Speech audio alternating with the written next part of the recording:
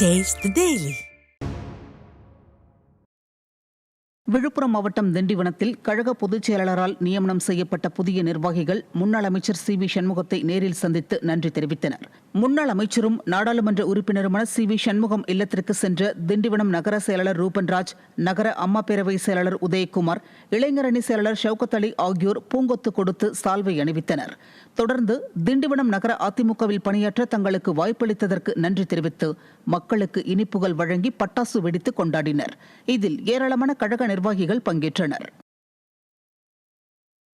அதிமுக ஆட்சி மலர வேண்டுமென்றால் வாக்காளர் சிறப்பு தீவிர திருத்தப் பணியில் கவனமாக செயல்பட வேண்டுமென முன்னாள் அமைச்சர் சி.வி. சண்முகம் வாக்குச்சாவடி முகவர்களுக்கு அறிவுறுத்தியுள்ளார்.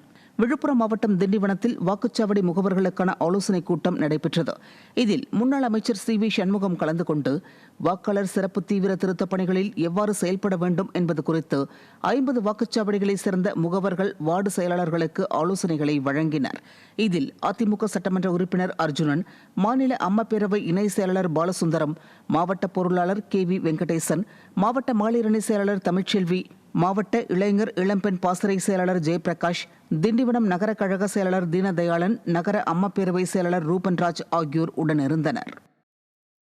2026 சட்டமன்ற தேர்தல் நாம் வெற்றி பெற வேண்டும் என்றால் அனைத்து இந்திய அண்ணா திராவிட முன்னேற்ற கழகம் அம்மாவுடைய ஆட்சி எடப்பாடியார் தலைமையில் அமைய வேண்டும் என்றால் இந்த தீவிர வாக்காளர் பணியை நீங்கள் அனைவரும் மும்முரமாக செயல்படுத்தணும். அதுவும் இந்த இருக்கிற 17 நாள், இந்த 17 நாள் தான் ரொம்ப முக்கியமான நாள்.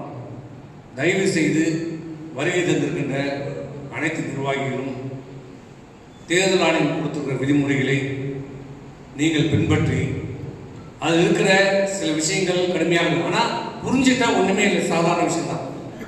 அதில் 2 கஷ்டம். 2002 வாக்காளர் பட்டியல், குடிபெயர்ந்த வாக்காளர் பட்டியல், இதுதான் பிரச்சனையே. இந்த குடிபெயர்ந்த வாக்காளர்கள் தான். ஆக அதில் கவனமாக இருங்க.